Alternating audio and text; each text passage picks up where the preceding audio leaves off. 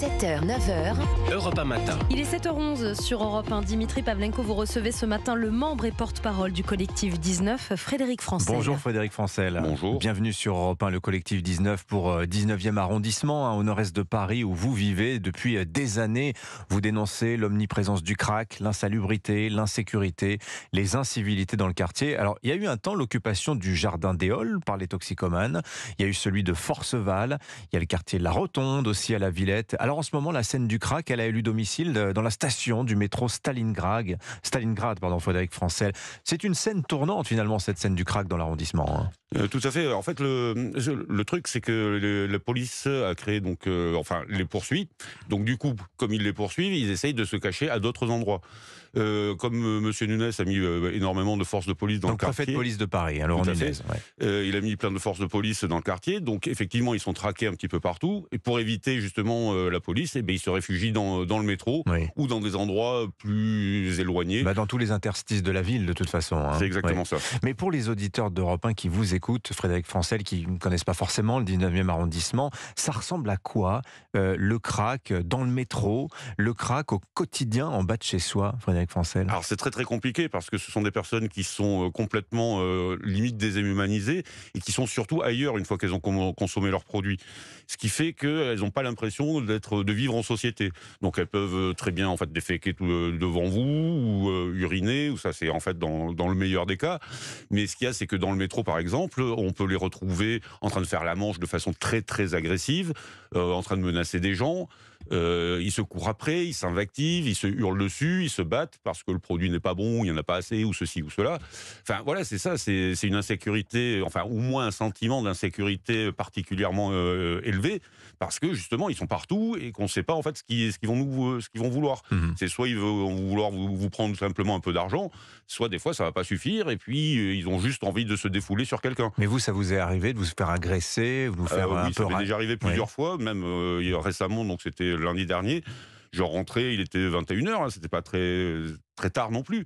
Et il y a une personne qui est venue m'ennuyer très fortement, m'a suivi sur 200 mètres, 100 ou 200 mètres, jusqu'à ce que je me retourne et je lui dis « Bon, t'as fini maintenant, ça va mal se finir ». Donc là, à ce moment-là, il a effectivement abandonné parce qu'il voyait bien que j'étais plus fort, plus costaud et surtout beaucoup moins défoncé que lui.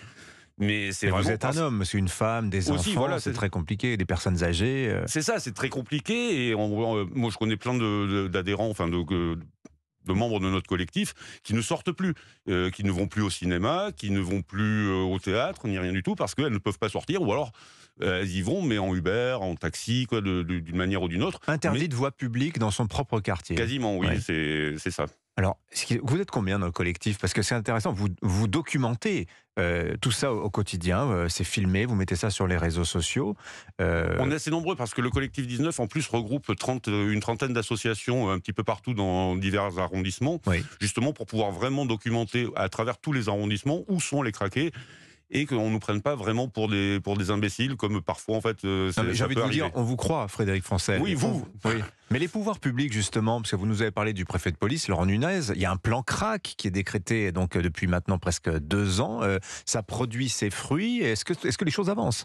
Ça avance assez doucement, parce que le problème du plan crack, c'est que quasiment tout l'argent a été dépensé pour les loger. Nous, ce qu'on aurait bien aimé, c'est que... Pour les loger, c'est-à-dire? Pour loger les craqués, c'est-à-dire qu'on nous explique à longueur de journée que s'ils n'ont pas de logement, ils vont continuer à consommer encore plus. S'ils sont dans la rue, c'est parce qu'ils n'ont pas de toit. C'est ça l'idée. Et s'ils consomment, c'est parce qu'ils sont dans la rue et que du coup, ils vont consommer encore plus. Mais où sont-ils logés? Dans des hôtels sociaux, à grands frais, on paye très très cher. Et en fait, nous, ce qu'on aurait préféré, c'est que cet argent soit investi dans un centre de désintoxication, quelque chose dans l'idée, un centre de sevrage, ou dans des communautés thérapeutiques. Parce que là, ce qu'ils font, c'est qu'ils les encadrent pour leur consommation, mais ils ne les sortent pas de la rue. Et il n'y a pas de volet prévention du tout non plus. Donc du coup, comme ils les poursuivent aux 4 coins des quartiers... je vais vous dire, s'ils les sortent de la rue, si on leur paye l'hôtel, le logement, on les sort de la rue d'une certaine manière, Frédéric Francel. Oui, mais on les sort de la rue, mais ils y retournent aussi vite, puisqu'ils ont en fait envie de consommer leurs produits. Nous, l'idée, c'était vraiment de les sevrer et qu'ils n'aient plus envie de recommencer à consommer. Les sortir de la drogue, plutôt. C'est exactement ça, c'est les sortir de leur addiction. C'est le seul moyen pour nous, pour arriver à en sortir. et pour que leur nombre décroisse au lieu d'augmenter tout le temps. Alors, il y a un volet dealer, évidemment, parce que les toxicomanes, il faut bien qu'ils s'approvisionnent quelque part. Laurent Nunez, préfet de police, met en avant des chiffres. Il dit, par exemple, 2022, on a interpellé 285 dealers. L'an dernier, 491. Alors, soit il y en a de plus en plus, soit on est plus efficace dans l'interpellation. Mais vous le voyez, vous, ça, sur le terrain, Frédéric Il y a Foncel? plus de police. Donc, effectivement, comme il y a plus de policiers, plus de patrouilles, plus de camions, forcément, ils font plus d'interpellations. Après, mais comme ça on suffit dit, pas. c'est vider la mer à la petite cuillère. C'est ça un peu Il y a l'idée. ça, et puis en fait, ça suffit pas. C'est qu'interpeller le dealer, c'est bien, mais encore faut-il que la justice derrière le condamne à une peine vraiment dissuasive. Et ça, en fait, c'est plus compliqué. Parfois, les dealers n'écopent que de 6 mois avec sursis. Et ça nous pose un vrai problème. Oui. Qu'est-ce que vous pensez des salles de shoot, Frédéric Foncel, qu'on voit dans d'autres arrondissements et qui sont présentées par les pouvoirs publics comme une solution, hein? Ça n'est absolument pas une solution, les salles de shoot. Le problème, c'est qu'ils continuent à les encadrer dans leur consommation. Ils ne cherchent pas à les sortir, ils ne cherchent pas à les sevrer. Et surtout, ça marche pour les consommateurs d'héroïne, mais ça ne marchera pas pour les consommateurs de crack. Pourquoi? Ah, on a l'exemple justement en Suisse.